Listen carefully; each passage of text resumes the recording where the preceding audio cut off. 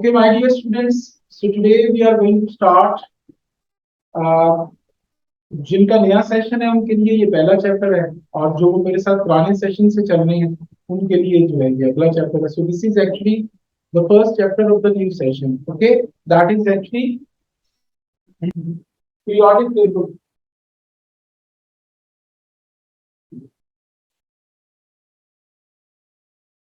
Periodic table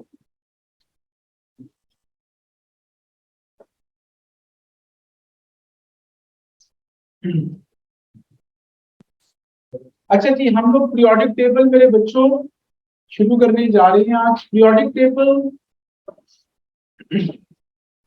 what is the periodic table, ये कैसे बना, क्या इसके ऊपर जो है वो वर्किंग हुई, I am going to tell you all about it.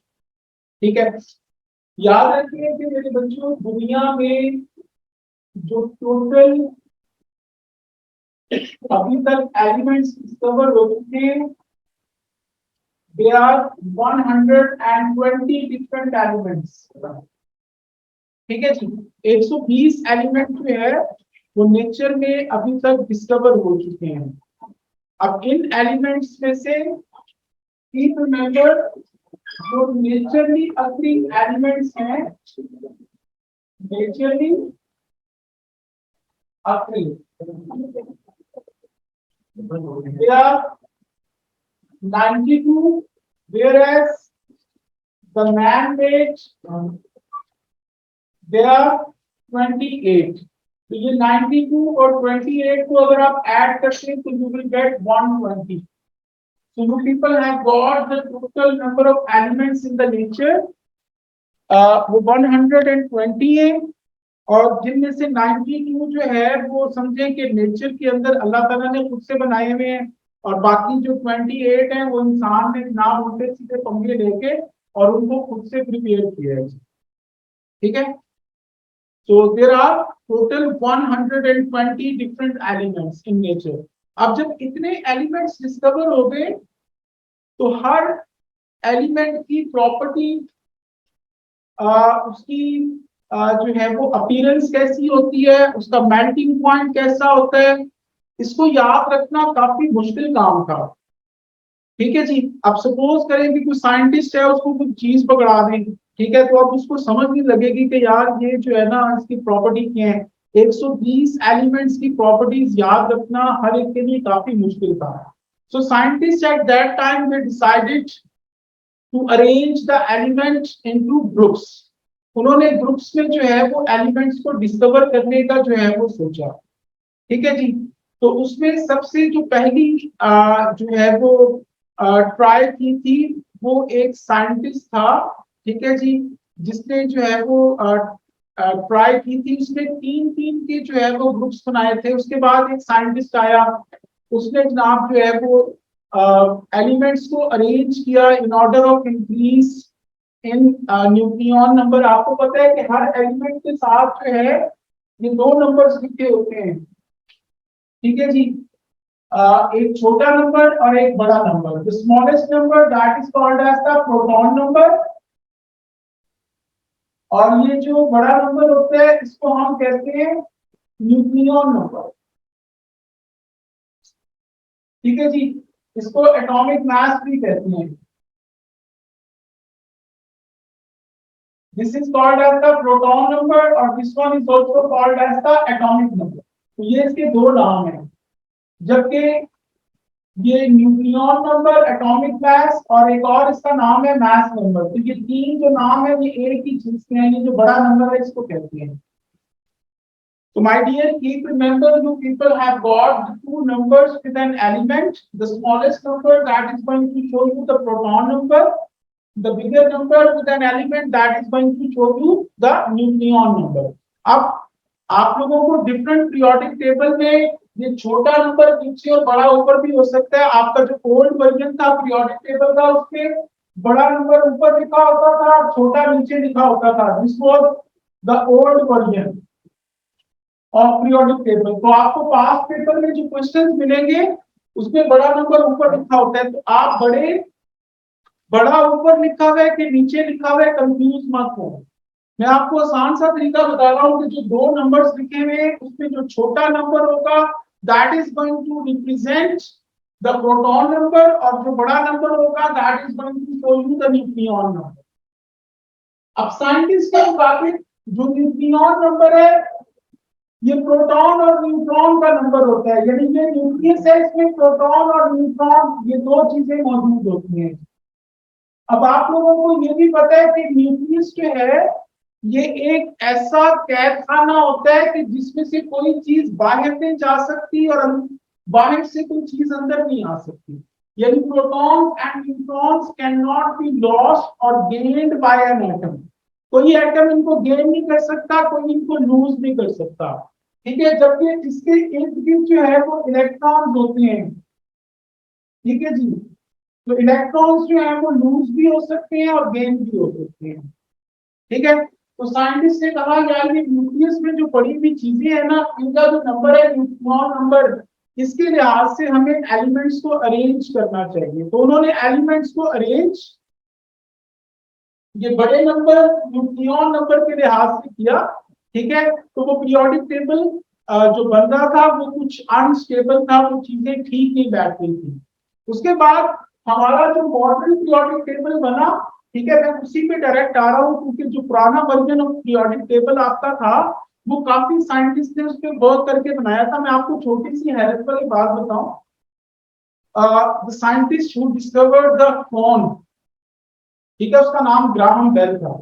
और ग्राहम बेल का फोन अगर आप देख रहे हैं तो यू पीपल स्टार्ट लॉफिंग, आप लोग उस पर हंसना शुरू कर देंगे। ठीक है, उसने कैसे बनाया था कि दो जो है उस तरीके से फोन पे धागा लगा हुआ था, एक ने कान को लगा दिया और दूसरा दूर जाके उस पर बोल रहा था। तो सॉलिड में जो वो धागा बंधा हुआ था, तो जब वो बोलता था तो सॉलिड से आवाज ट्रेवल करती हुई दूसरे के कान में आती थी, तो वो उनका फोन था। लेकिन अब देखिए टेक्नोलॉजी उसको कहाँ पे ले गई है। तो असल चीज होती है बेटा सोच देना। तो पीरियोडिक टेबल में भी जब वर्क शुरू हुआ तो काफी साइंटिस्ट ने इस पे वर्क किया, और पीरियोडिक टेबल की जो रिसेंट शेप जो है वो जो बनी है, ठीक है, उसको डिजाइन किया गया, और ये इसको हम कहते हैं modern periodic table. So we are basically concern with the modern periodic table. तो मॉडर्न पीरियोडिक टेबल जो है वो कुछ इस तरीके से बना होता है।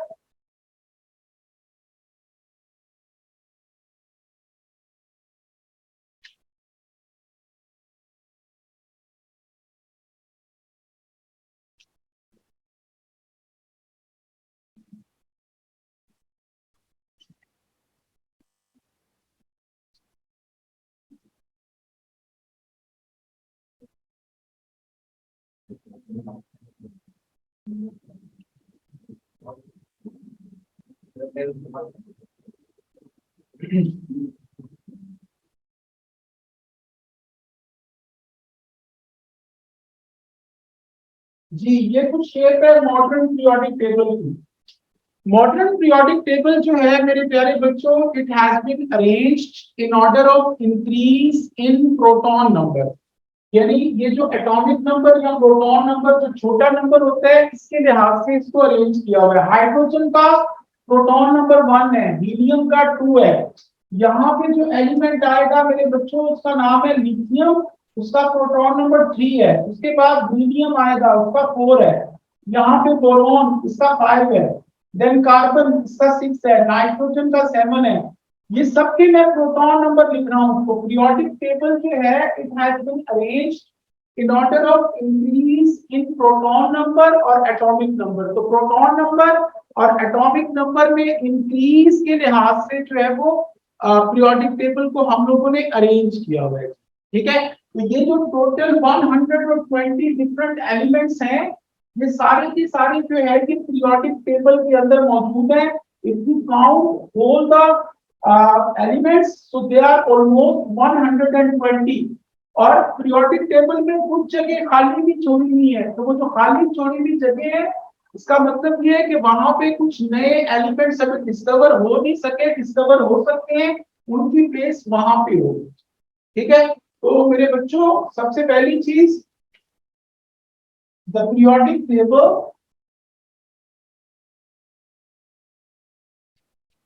is arranged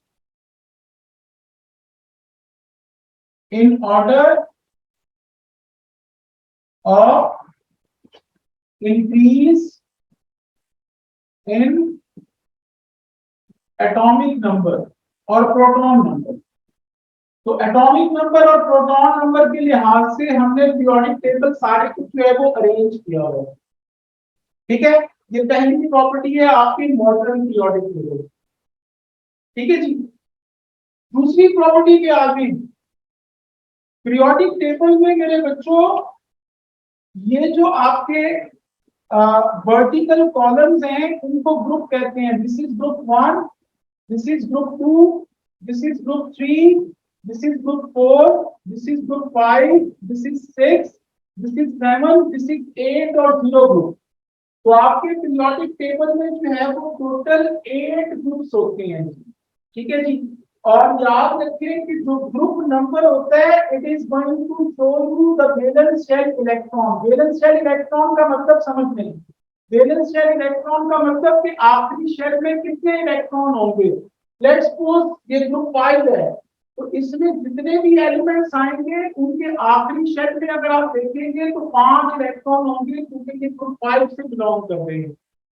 ग्रुप 1 जो है इसमें जितने भी एलिमेंट्स आएंगे उनके वैलेंस शेल में 1 इलेक्ट्रॉन होगा। ग्रुप 7 के वैलेंस शेल में 7 इलेक्ट्रॉन होंगे। ग्रुप 8 या 0 जो है इनके वैलेंस शेल में नॉर्मली 8 इलेक्ट्रॉन होते हैं एक्सेप्ट फॉर हीलियम।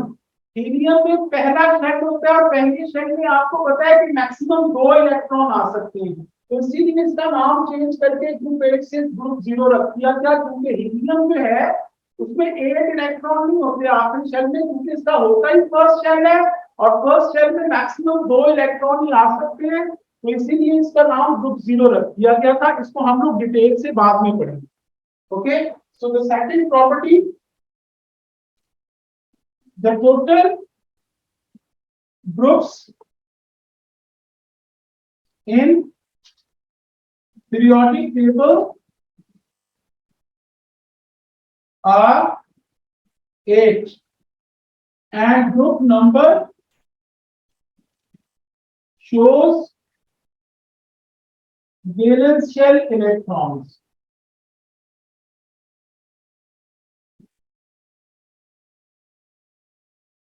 ठीक है बच्चों,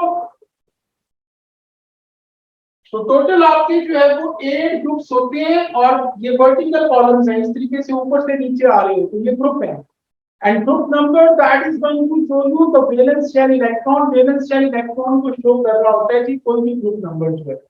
okay, now the next thing, आप लोग अगर लेफ्ट से राइट मूव करते हो, ये देखिए जी, ये हम लोग लेफ्ट से राइट मूव कर रहे हैं इस तरह, तो ये आपके पीरियड्स हैं। दिस इज पीरियड 1, ये वाला आपका ये पीरियड 2 है, यहाँ पे आपका ये पीरियड 3 है, ये आपकी जो हॉरिजॉन्टल रोज है, यहाँ पे आपका ये पीरियड 4 है, फिर पीरियड 5 है, फिर पीरियड 6 है और फिर ये पीरियड 7 है। तो ये टोटल जो है वो आपके 7 पीरियड्स होते हैं। और याद रखो कि जो पीरियड नंबर होता है वो शो करता है आपका नंबर ऑफ शेल्स को, कि उस चीज में टोटल जो है वो शेल्स कितने हैं। ठीक है, ये पीरियड नंबर 1 है तो इसमें बस एक ही शेल होगा, यानी न्यूक्लियस के बीच ये जो इलेक्ट्रॉन इवॉल्व कर रहे हैं, this is first shell, this is second shell, ये आगे थर्ड शेल होगा। तो जितना पीरियड नंबर होगा उसमें उतने नंबर ऑफ शेल्स होंगे। ग्रुप नंबर जो है वो वैलेंस शेल इलेक्ट्रॉन्स को शो करता है कि आखिरी शेल में कितने इलेक्ट्रॉन्स हैं। Period number number of shells को शो कर रहा होता है। ठीक है, तो देयर आर 7 पीरियड, 7 से ज्यादा किसी चीज में शेल्स नहीं हो सकते, मैक्सिमम 7 शेल्स होती हैं। 7 या उससे कम हो सकते हैं। अगर कोई बंदा आपको कहे कि इसकी एक एटम है उसमें 8 शेल्स हैं, तो ये पॉसिबल नहीं है। मैक्सिमम जो शेल्स हैं दे आर 7, 7 से ज्यादा नहीं होते। ठीक है, चलिए जी नेक्स्ट चलते हैं। टोटल पीरियड्स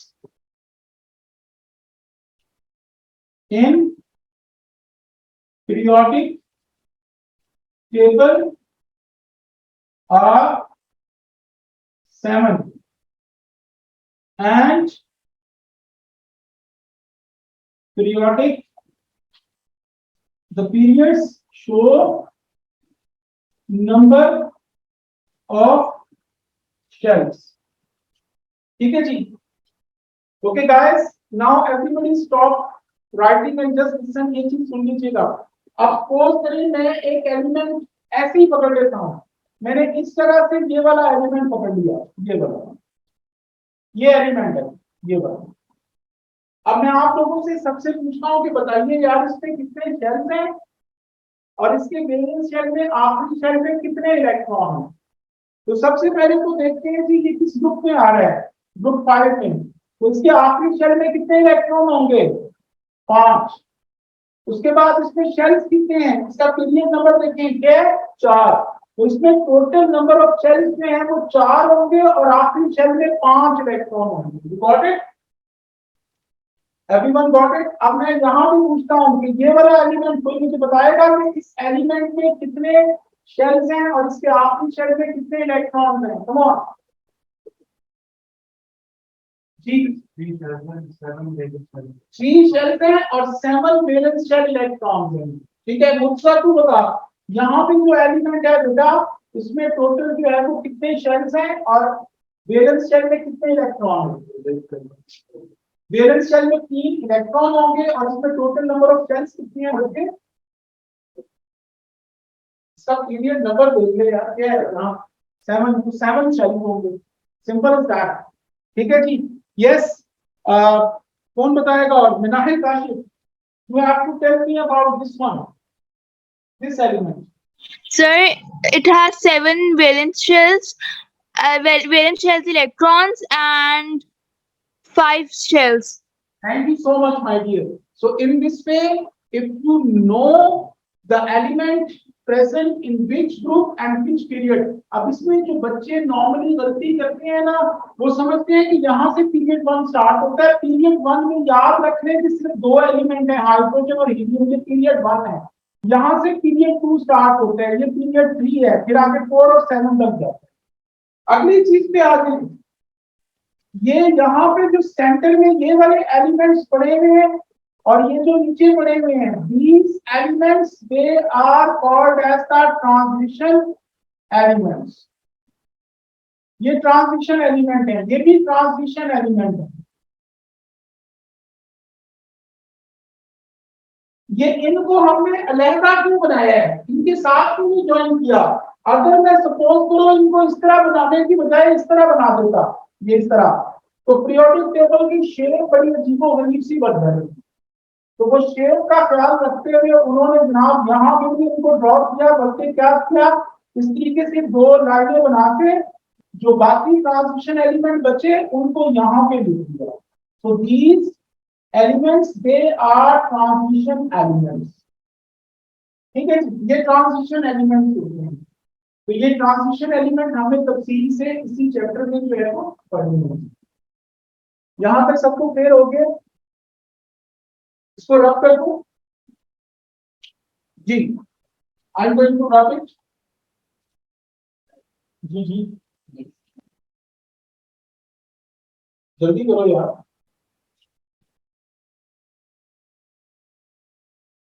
अरुबा आई नहीं हो बेटा.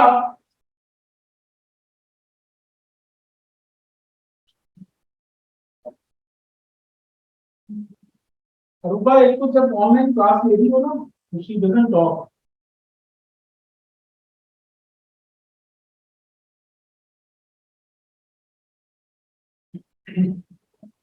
Okay my dear, now we are going to start. ये थोड़ा सा मैंने आप लोगों को जो है वो इसका एक हिंट दिया है. पहली चीज, पीरियोडिक टेबल जो है मॉडर्न पीरियोडिक टेबल है. ठीक है, और ये जिस साइंटिस्ट ने ये बनाया था उस साइंटिस्ट का नाम था मोज़े. ठीक है जी, मोज़े. तो इसको मोज़े मॉडर्न पीरियोडिक टेबल भी कहते हैं. ठीक है. अच्छा, ये मोज़े ने पीरियोडिक टेबल बनाया था. इसमें periodic table is arranged in order of increase in proton number. The second thing, It has got 8 groups and group number shows the valence shell electron. It has got 7 periods and period number shows the number of shells. There are 7 periods in the periodic table and you people have got the transition element up here and up here. Okay. Now ये periodic table में हम लोग discuss करने जा रहे हैं कि down the group और अक्रॉस द पीरियड प्रॉपर्टीज कैसे वेरी करती हैं, प्रॉपर्टीज कैसे चेंज होती हैं।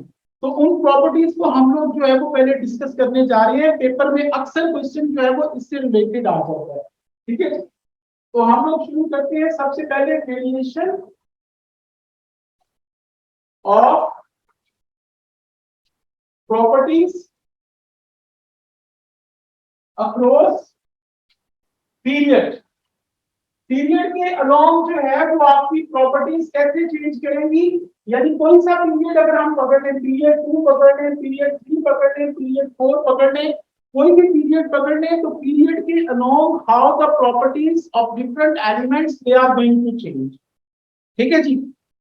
सबसे पहली चीज इसमें हम लोग बात करेंगे एटॉमिक रेडियस की। ठीक है जी, atomic radius, everybody just listen. Atomic radius को हम लोग जो है वो डिस्कस करने जा रहे हैं। तो याद रखो कि अगर आप अक्रॉस द पीरियड मूव करोगे तो एटॉमिक रेडियस आपका स्मॉल होता चला जाएगा, छोटा होता चला जाएगा। यानी अगर आपसे कुछ पूछने की ये लिथियम है और यहाँ पे ही एक एलिमेंट नियॉन है, तो यहाँ लिथियम और नाइट्रोजन, तो अगर आप अक्रॉस द पीरियड जाएंगे तो एटॉमिक रेडियस आपका छोटा होता चला जाएगा, स्मॉल होता चला जाएगा। ठीक है, तो लिथियम का एटॉमिक रेडियस इसके पीरियड में सबसे ज्यादा है और सबसे छोटा रेडियस किसका है मेरे बच्चों, नियॉन का, ग्रुप 8 की चीज का होता है। तो अक्रॉस द पीरियड आपका जो रेडियस है, जो साइज ऑफ एटम होता है, वो छोटे से छोटा जो है वो होता चला जाता है। कोई भी पीरियड आप लोग पकड़ लें, period 2, period 3, period 4। Okay, so this is the first point, atomic radius decreases across the period। ठीक है जी, ये पहली चीज है, ये अक्रॉस द पीरियड हम लोग बात कर रहे हैं। बाद में हम ग्रुप वाइज भी बात करेंगे कि ग्रुप में जो है वो आप लोगों का एटॉमिक रेडियस जो है वो कैसे चेंज करता है। अच्छा जी, अगली चीज पे आ जाए। अगली चीज में हम लोग बात करते हैं इनके मेल्टिंग पॉइंट की। इनके मेल्टिंग पॉइंट के साथ जो है वो क्या होता है, बल्कि मेल्टिंग पॉइंट से पहले हम लोग बात करते हैं मेटालिक करैक्टर की, कि इनके अंदर मेटालिक करैक्टर जो है वो कितना होता है। तो याद रखो ये स्टार्ट वाली चीजें मेटल्स हैं और आगे ये एंड वाली चीजें नॉन मेटल्स हैं। तो इसका मतलब है कि अक्रॉस द पीरियड आपका क्या होता है कि जो सिस्टम है उसमें पहले मेटल्स हैं और फिर आहिस्ता आहिस्ता करके नॉन मेटल्स आ जाती हैं। तो मेटालिक फैक्टर जो है वो अक्रॉस द पीरियड डिक्रीज करेगा। ठीक है जी, तो इसको सेकंड पॉइंट लिख लें कि metallic factor decreases across period. ये जो मैं पॉइंट लिखवा रहा हूँ बेटा, ये पेपर में आ चुके हैं और ये बुक्स में मोस्टली आपको बहुत मुश्किल से मिलते हैं। तो इन पॉइंट्स को आप लोग कॉपी करते चले जाएं। अगला तीसरी चीज पे आ जाए। तीसरी चीज इनके मेल्टिंग पॉइंट की बात करते हैं। तो मेरे बच्चों आपको पता है मेटल्स जो हैं उनका मेल्टिंग पॉइंट हाई होता है और जो नॉन मेटल्स होती हैं उनका मेल्टिंग पॉइंट लो होता है। तो आपका मेल्टिंग पॉइंट भी क्रॉस द पीरियड क्या करेगा, डिक्रीज करता चला जाएगा। तो यहाँ पे लिखते हैं melting point decreases across period.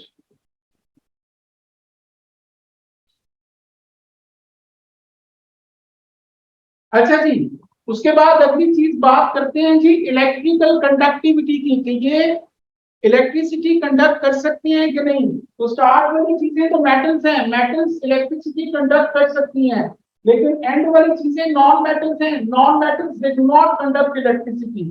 तो इलेक्ट्रिकल कंडक्टिविटी का जो आपका electrical conductivity down sorry across the period जो है वो आपकी क्या करती है, डिक्रीज करती चली जाती है। तो इसको लिखने electrical conductivity decreases across period. ठीक है जी।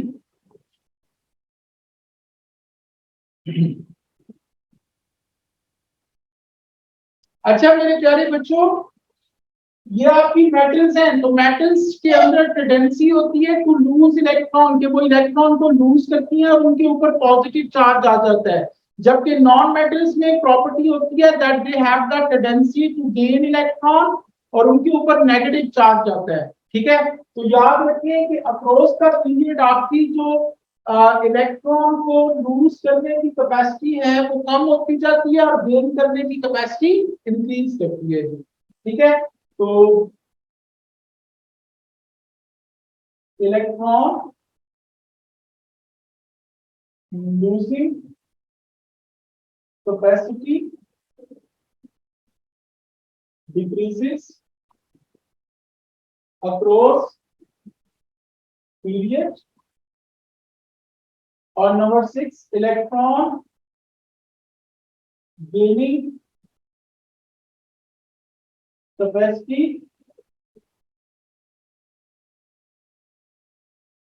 increases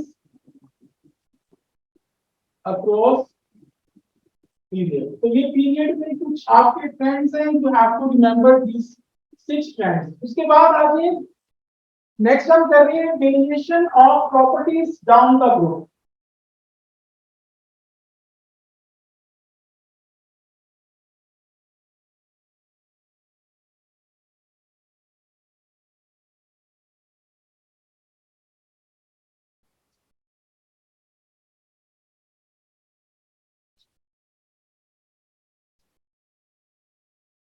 अच्छा मेरे प्यारे भाइयों बच्चों, ये अगर हम कोई ग्रुप ले लें, ये ग्रुप ले लें, ये ले लें, ये ले लें, ये ले लें, तो ग्रुप में मेरे प्यारे बच्चों आप लोगों के जो ट्रेंड हैं वो कैसे चेंज करते हैं। पहली चीज तो याद रखें कि ग्रुप नंबर जो है it shows the valence shell electron.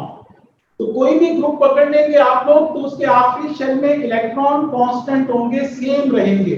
यानी ये ग्रुप नंबर मैंने 6 पकड़ लिया, तो इसके आखिरी शेल में 6, इसके भी 6, इसके भी 6, इसके भी 6, इसके भी 6, इसके भी 6।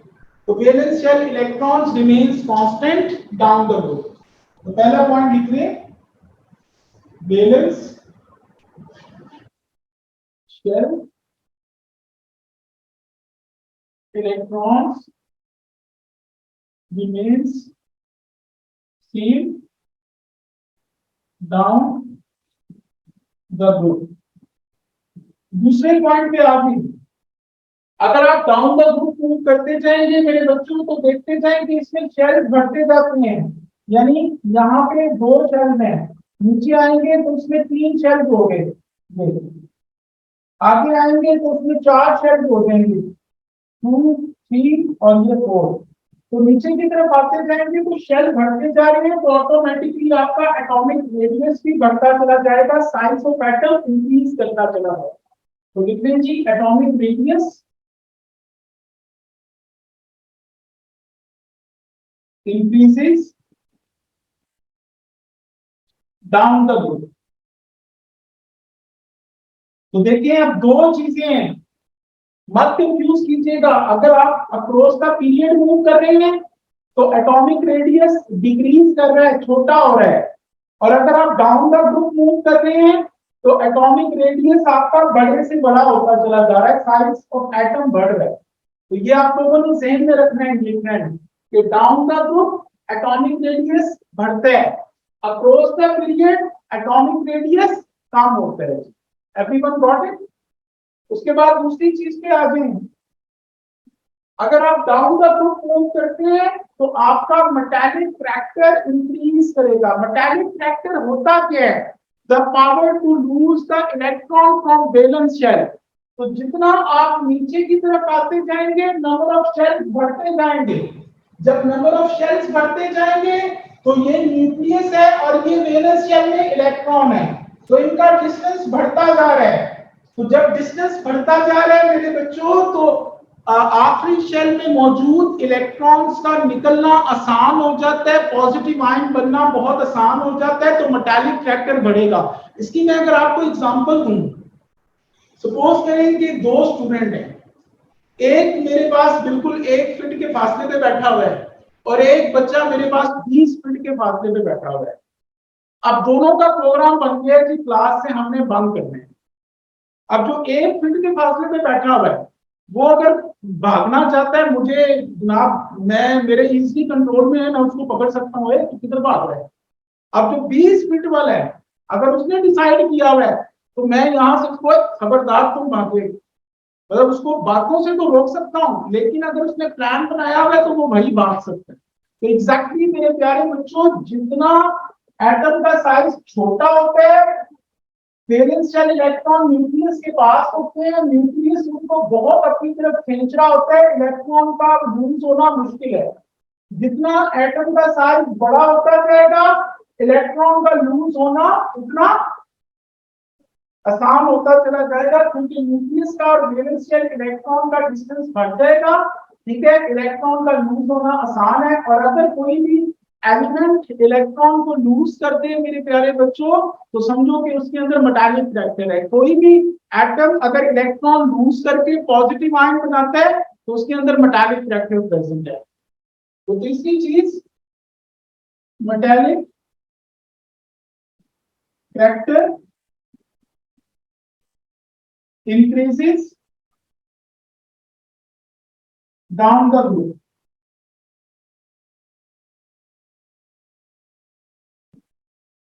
ठीक है जी। अच्छा जी, अगली चीज मेल्टिंग पॉइंट है। ये मेल्टिंग पॉइंट की चीज बहुत इंटरेस्टिंग है, ये जरा गौर से देखिएगा। ये देखिए जी, ये ग्रुप 1 2 और ये 3 की चीजें जो है ना, ये नॉर्मली मेटल्स होती हैं, ये मेटल्स हैं नॉर्मली। और ये ग्रुप 5 6 7 की चीजें जो है ना, ये नॉन मेटल्स होती हैं। ठीक है जी। अगर मेटल्स में तुम लोग नीचे की तरफ जाओगे, अब ध्यान से देखते जाना, डाउन द ग्रुप, अगर तुम्हारे पास ग्रुप मेटल्स का ये 1 2 और 3 ये मेटल्स के ग्रुप हैं, तो मेटल्स में डाउन द ग्रुप जाओगे तो मेल्टिंग पॉइंट कम होता है। नॉन मेटल्स है ये, इनमें नीचे की तरफ जाओगे तो इनमें मेल्टिंग पॉइंट नीचे की तरफ बढ़ता है। ठीक है जी। अब उसकी क्या रीजन होती है, वो रीजन मैं आपको बताने जा रहा हूं। ये देखिए जी, जो मेटल्स होती हैं मेरे प्यारे बच्चों, उनके अंदर एक बॉन्डिंग होती है जिसको हम कहते हैं मेटालिक बॉन्डिंग। मेटालिक बॉन्डिंग क्या होती है कि मेटल के जो एटम्स हैं वो अपना इलेक्ट्रॉन लूज करके ये इस तरीके से इलेक्ट्रॉन बाहर निकालती है और उनके ऊपर पॉजिटिव चार्ज आ जाता है इस तरह। ठीक है, और बीच में ये सी ऑफ इलेक्ट्रॉन है। ये जो सी ऑफ इलेक्ट्रॉन है, इसकी अपने इर्द गिर्द मौजूद पॉजिटिव आयंस के साथ एक फोर्स ऑफ अट्रैक्शन है जिसको हम कहते हैं मेटालिक बॉन्डिंग। ठीक है, तो नीचे की तरफ आते हुए ये पॉजिटिव आयन का साइज बहुत बड़ा हो जाएगा, लाइक दैट, ये इस तरीके से बड़ा हो गया ये। तो ये बड़े पॉजिटिव आयन की फोर्स ऑफ अट्रैक्शन इलेक्ट्रॉन के साथ कम होती है, छोटे साइज के पॉजिटिव आयन की force of attraction in electron के साथ ज्यादा होती है। तो इसीलिए मेरे बच्चों, डाउन द ग्रुप जो है वो साइज ऑफ एटम बढ़ता जाएगा, साइज ऑफ एटम बढ़ता जाएगा, फोर्स ऑफ अट्रैक्शन कम होती जाएगी, मेटालिक बॉन्डिंग वीक होती जाएगी, इसीलिए metallic bond melting point down the group decrease करेगा। समझ लगी है? तो मेटल्स में नीचे की तरफ आएंगे तो मेल्टिंग पॉइंट डिक्रीज करता है जी, कम होता है। नॉन मेटल्स में नीचे की तरफ आएंगे तो मेल्टिंग पॉइंट बढ़ता है। तो ये दो ट्रेंड आप लोगों ने याद रखने हैं ग्रुप में। ठीक है, in metals group melting point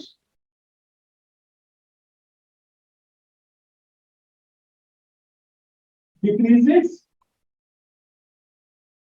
down the group।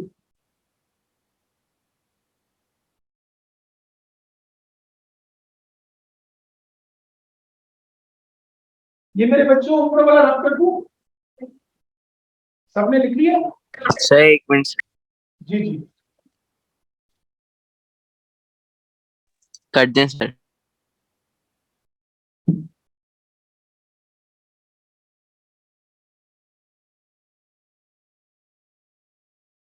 अच्छा जी, इसी के पॉइंट कंटिन्यू है नंबर 5 पे। In non metals group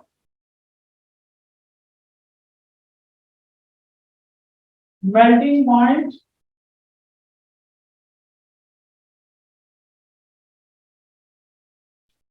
increases down the group। ठीक है जी, तो ये ग्रुप में कुछ प्रॉपर्टीज हैं मेरे बच्चों जो आप लोगों ने याद रखनी है। तो ये इस चैप्टर का थोड़ा सा जो है वो पीरियोडिसिटी थी। अब हम लोगों ने इस चैप्टर में दो चीजें तफसील के साथ पढ़नी है, वो पढ़ने हैं एक ग्रुप 1, एक पढ़ने हैं जी ग्रुप 7 और एक पढ़ने हैं ग्रुप 8 या 0 और एक चीज पढ़नी है ट्रांजिशन एलिमेंट्स। इन चीजों की तफसील जो है वो हम लोगों ने पढ़नी है। तो ग्रुप 1, ग्रुप 7, ग्रुप 8 और 0 और ट्रांजिशन एलिमेंट, तो ये 4 ग्रुप्स जो है इनकी तफसील जो है वो आप लोगों के सिलेबस में है। तो इंशाल्लाह ताला tomorrow we are going to start with the properties of group 1 कि ये किस तरीके से चेंज होती है एंड यू शुड नो। ये मैंने ओवरऑल पीरियोडिक टेबल का आपको कांसेप्ट दे दिया है कि अक्रॉस द पीरियड कैसे प्रॉपर्टीज चेंज करती हैं और डाउन द ग्रुप कैसे प्रॉपर्टीज चेंज करती हैं। बाकी इसको कल कंटिन्यू करेंगे इंशाल्लाह। Okay, everyone, have a nice time. Take care of yourself. Allah Hafiz.